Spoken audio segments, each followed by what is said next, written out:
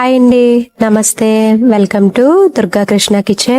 గోధుమ పిండితో చేసినా సరే పూరి అనింది పొంగుతూ చాలా బాగా వస్తుందండి. దీనిలో మనం మైదా కానీ వంట సోడా కానీ అస్సలు యూజ్ చేయము. టేస్ట్ అయితే మరి బయట తీసుకునే పూరీలాగే ఉంటుంది, చాలా బాగుంటుంది. పూరి అనింది పిల్లలకైనా పెద్దవాళ్ళకైనా చాలా ఇష్టం కదండి. పిల్లలైతే చాలా ఇష్టంగా తింటారు. ఇంట్లోనే హెల్దీగా ఈజీగా గోధుమ పిండితో ఇలా పూరి చేసి పెట్టండి, చాలా ఇష్టంగా తింటారు పిల్లలు. అలానే పూరీలోకి కర్రీ ఉండాలి కదండీ! హోటల్ స్టైల్‌లో పూరీ కర్రీ అండి. ఇంట్లో ఎప్పుడు పూరీ కర్రీ చేసినా హోటల్‌లో తీసుకునే టేస్ట్ అయితే అస్సలు రాదు కదండీ కర్రీ అనింది. ఒకసారి ఈ విధంగా కర్రీ ట్రై చేయండి. యాజ్ ఇట్ ఈస్‌గా హోటల్‌లో తీసుకునే పూరీ టేస్ట్ అలానే పూరీ కర్రీ టేస్ట్ కూడా ఉంటుంది. టేస్ట్ అయితే చాలా బావుంటుందండి. వీడియోలోకి వెళ్ళే ముందు మీరు కనుక ఫస్ట్ టైం నా ఛానల్‌ని వ్యూ చేసినట్లయితే తప్పకుండా వీడియోని లైక్ చేసి, షేర్ చేసి, కామెంట్ చేయండి. మీరు లైక్ చేయడం వల్ల ఈ వీడియో అనింది మరికొంతమందికి రికమెండ్ అయ్యే ఛాన్స్ ఉంటుంది. ఇంకా లేట్ చేయకుండా పూరి అలానే పూరి కర్రీ తయారీ విధానం ఎలాగో చూసేద్దాం. ముందుగా ఒక గిన్నెలోకి 2 కప్పుల వరకు గోధుమ పిండి తీసుకోవాలండి. దానిలోకి టేస్ట్‌కి తగ్గట్టుగా సాల్ట్‌ని యాడ్ చేసుకోవాలి. ఒకసారి పిండి, సాల్ట్ కలిసేలాగా బాగా కలుపుకొని దానిలోకి వాటర్‌ని యాడ్ చేసుకుంటూ పిండి మొత్తం చపాతీ పిండిలాగా కలుపుకోవాలి. పిండి ఒక 2-3 నిమిషాల పాటైనా బాగా కలుపుకోవాలండి. తర్వాత దీనిలోకి హాఫ్ టీ స్పూన్ వరకు ఆయిల్ యాడ్ చేసుకొని ఆయిల్ అంతా పిండికి బాగా పట్టించి ఒక 10 నిమిషాలు పక్కన పెట్టుకోవాలి. హోటల్ స్టైల్‌లో పూరీ కర్రీ అండి. కర్రీ కోసం ఇక్కడ స్టవ్ మీద పాన్ పెట్టుకొని హీట్ అయిన తర్వాత ఆయిల్ యాడ్ చేసుకొని హీట్ అయిన తర్వాత దానిలోకి హాఫ్ టీ స్పూన్ వరకు పచ్చిశనగపప్పు, పావు టీ స్పూన్ వరకు మినపప్పు, అలానే హాఫ్ టీ స్పూన్ వరకు జీలకర్ర, పావు టీ స్పూన్ వరకు ఆవాలు వేసుకుని కొంచెం మంచి అరోమా వచ్చేంత వరకు ఫ్రై చేసుకోవాలి. తర్వాత దానిలోకి చిన్నగా కట్ చేసి పెట్టుకున్న అల్లం ముక్కలు ఒక హాఫ్ టీ స్పూన్ వరకు యాడ్ చేసుకోవాలి. చాలా చిన్నగా తరగాలండి అల్లం ముక్కలు అనింది. తర్వాత ఒక 8 పచ్చిమిర్చి వరకు యాడ్ చేసుకోవాలి. చూడండి, ఒక 4 పచ్చిమిర్చి చీలికల్లాగా అలానే ఒక 4 పచ్చిమిర్చి రౌండ్గా కట్ చేసుకుని వేసుకోవాలి. ఈ కర్రీలోకి పచ్చిమిర్చి ఎక్కువే పడుతుందండి, ఎందుకంటే దీనిలో మనం కారం అనేది యాడ్ చేసుకోము. కారం అంతా పచ్చిమిర్చి నుంచే రావాలి కాబట్టి కొంచెం ఎక్కువ యాడ్ చేశాను. ఘాటుగా ఉంటే కర్రీ అనేది బాగుంటుంది టేస్ట్.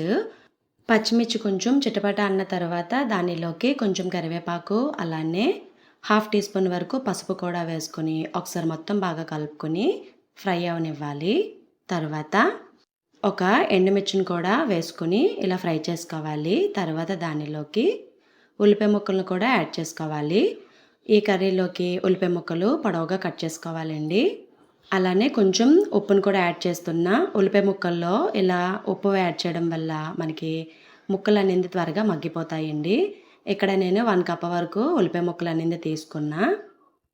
ఉప్పు యాడ్ చేసిన తర్వాత ఒకసారి మొత్తం బాగా కలుపుకొని మూత పెట్టుకొని మగ్గించుకోవాలి. తర్వాత ఉల్లిపాయ ముక్కలు లైట్గా కలర్ చేంజ్ అయిన తర్వాత చిన్ని క్యారెట్ ముక్క ఇలా చిన్ని ముక్కల్లా తరుక్కుని వేసుకోవాలి. క్యారెట్ ఎక్కువ వేయవసరం లేదండి, సగంలో సగం క్యారెట్ ముక్క అయితే సరిపోతుంది.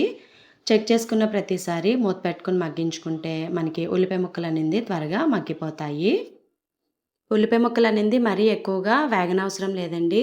ఉల్లిపాయ ముక్కల కలర్ అనేది మనకి ట్రాన్స్పరెంట్ కలర్లోకి చేంజ్ అయిన తర్వాత దానిలోకి లైట్గా వాటర్ని యాడ్ చేసుకుని ఒకసారి మొత్తం బాగా కలుపుకొని స్టవ్ సిమ్లో పెట్టుకొని మూత పెట్టుకుని మగ్గించుకోవాలి. తర్వాత దీనిలోకి ఉడికించి పెట్టుకున్న బంగాళదుంపలను కూడా వేసుకోవాలి. మీడియం సైజు బంగాళదుంపలు ఇక్కడ 2 తీసుకున్నానండి. ఉడికించి పెట్టుకున్న బంగాళదుంపలు కట్ చేసి వేయకూడదండి, అలానే బాగా మెత్తగా చేసి కూడా వేయకూడదు. జస్ట్ చేత్తో అలా మెదిపి వేసుకుంటే సరిపోతుంది. ఇలా వేయడం వల్ల మనకి అక్కడక్కడ ముక్కలు తగులుతూ ఉంటే పూరీతో తిన్నప్పుడు బాగుంటుంది కదండి. మరి బంగాళదుంపలు వేసిన తర్వాత ఒకసారి మొత్తం బాగా కలుపుకొని కొద్దిగా వాటర్ని యాడ్ చేసుకొని మళ్ళీ ఒకసారి మొత్తం బాగా కలుపుకొని మూత పెట్టుకుని మగ్గించుకోవాలి. ఇలా చేయడం వల్ల ఏంటంటే బంగాళదుంప ఫ్లేవర్ అంతా కర్రీకి బాగా పడుతుంది. కర్రీ అనింది 1 లేదా 2 నిమిషాలు ఉడికితే సరిపోతుంది. తర్వాత ఒక బౌల్లోకి 1 స్పూన్ వరకు శనగపిండి తీసుకోవాలండి. దానిలోకి కొద్దిగా వాటర్‌ని యాడ్ చేసుకొని పిండిని కొంచెం గట్టిగా కలుపుకోవాలి. తర్వాత మనకి కావాల్సినంత వాటర్‌ని వేసుకొని పిండిని చక్కగా కలుపుకోవాలి. ఇలా చేయడం వల్ల మనకి పిండి అనేది త్వరగా ఉండలు ఫామ్ అవ్వకుండా ఉంటుంది. అదే మీరు పిండిలో ఎక్కువ వాటర్ ఒకేసారి వేసేస్తే ఉండలనేది త్వరగా ఫామ్ అయిపోయి కలుపుకోవడానికి కష్టంగా ఉంటుంది. ఇలా కలిపెట్టుకున్న వాటర్‌ని కర్రీలోకి వేసుకొని ఒకసారి మొత్తం బాగా కలుపుకొని ఒక 2-3 నిమిషాల పాటు స్టవ్ మీడియంలో పెట్టుకొని ఉడికించుకుంటే సరిపోతుంది. శనగపిండి వాటర్ యాడ్ చేసిన తర్వాత ఉప్పు సరిపోయిందో లేదో చూసుకొని, సరిపోకపోతే యాడ్ చేసుకొని, ఒకసారి మొత్తం బాగా కలుపుకొని స్టవ్ మీడియంలో పెట్టి కర్రీ దగ్గర పడేంత వరకు ఉడికించుకుంటే సరిపోతుంది. పూరీ కర్రీ అనేది మనకి కొంచెం పల్చగానే ఉంటుంది కాబట్టి, మరీ దగ్గరగా అయ్యేంత వరకు కాకుండా కొంచెం పల్చగా ఉన్నప్పుడే కర్రీని దించేసుకుంటే సరిపోతుంది. చూడండి పిండి అనేది ఎంత స్మూత్ అయ్యిందో అంత బాగా కలుపుకోవాలి. తర్వాత మనకి కావాల్సిన సైజులో ఇలా చిన్ని చిన్ని ఉండల్లాగా తీసుకోవాలి. దీనిలో మనం వంట సోడా అనిందే వేయట్లేదండి. మీరు పిండి కలపడాన్ని బట్టే ఉంటుంది మనకి పూరి టేస్ట్ కూడా. పొడి పిండిని చల్లుకుంటూ ఇలా చిన్ని చపాతీలాగా తయారు చేసుకోవాలి.